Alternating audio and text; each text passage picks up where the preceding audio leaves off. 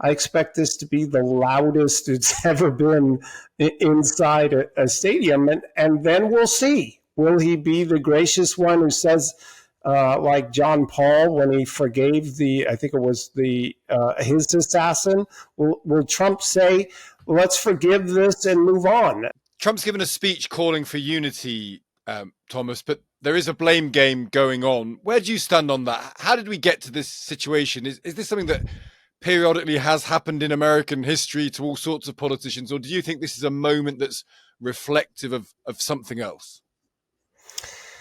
Well, I wrote a bestseller called The Divided Era, and this has been growing for over 20 years in the United States. It started way back with Bush 41, where the parties divided over policy, and then it ignited with the Bill Clinton impeachment, and it's only gotten worse as time has gone on.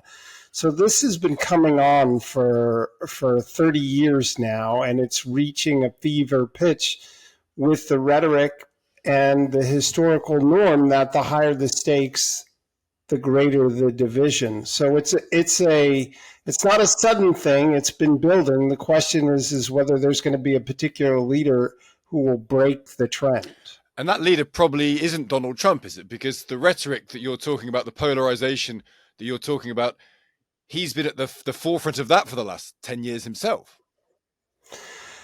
Well, they used to say that Richard Nixon couldn't break the embargo with China on everything. So it could well be that the leader you least expect would be the one to do it, because if he comes out of this speaking in the manner in which people are now expecting, he could surprise people. History's been known to show such a thing.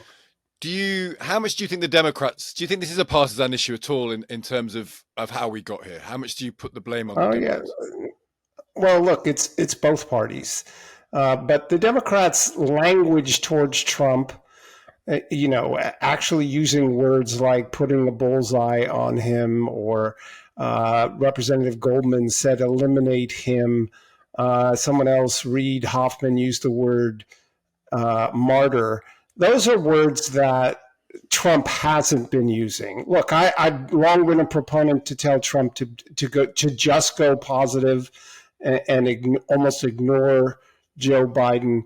But both parties have been into it. But of recent, the intensity towards Trump versus the Bushes is certainly has been very unusual, especially when you throw in the lawfare and other things like that. And do you think that can change? I mean, do you think, you say Trump might be the man to call for it, but the world is very different to how it was with Bush. Social media exists, tribalism exists much more than it ever has done, perhaps ever in American history.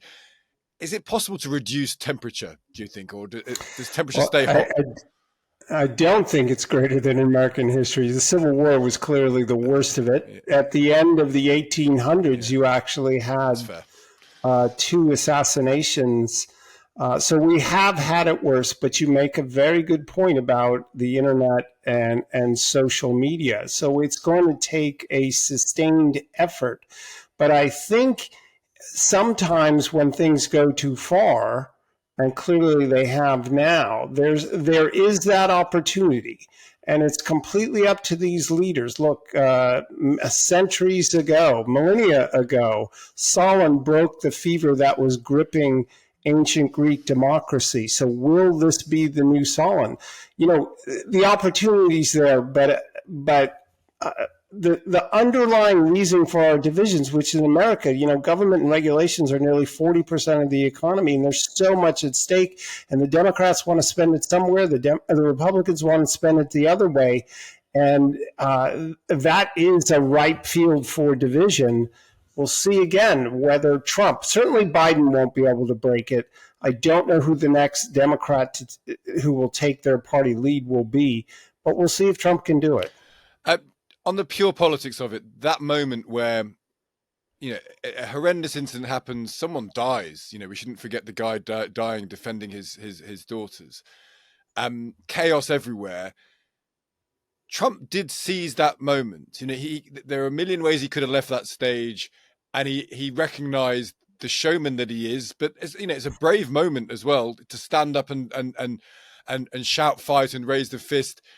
Was that important? Do you think that was a moment that people will reflect on? Some people are saying that's the image that propels him to the White House. What did you make of that as a pure politics moment?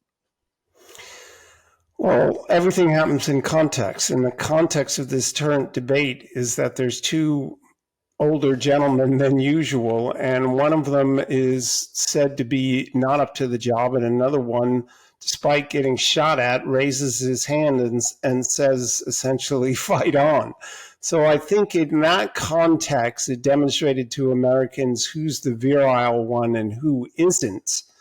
But then again, even among strength, you must have honor, and that's what the next step will be. So you're very intrigued to see at the convention, it's in Milwaukee, the chance for that to be very rah, rah, rah, let's take the war to the Democrats will be very high, won't it? You gather together people of one tribe in one room, there'll be bands and balloons and shouting, and there's a chance for that to go in one very belligerent direction. You're calling for... There is that chance.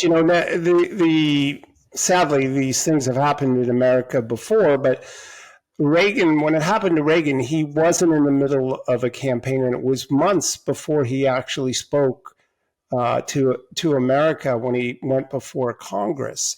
This has never happened. And again, you bring up the media age. This is just days later. We're told that he scrapped his more feisty speech and that he's going to have this more unifying speech. So I expect, as a former chairman of the state party, I've been to those conventions. I expect this to be the loudest it's ever been inside a stadium. And then we'll see. Will he be the gracious one who says, like John Paul when he forgave I think it was his assassin? Will Trump say, let's forgive this and move on? This, talk about betting odds. This could be these could be long odds, but then again, as I said, Saul on the road to Damascus. We'll see. We will see. What an amazing time in American politics. Thomas, we're ever so grateful for you talking to us about it. Thank you so much. All right, take care.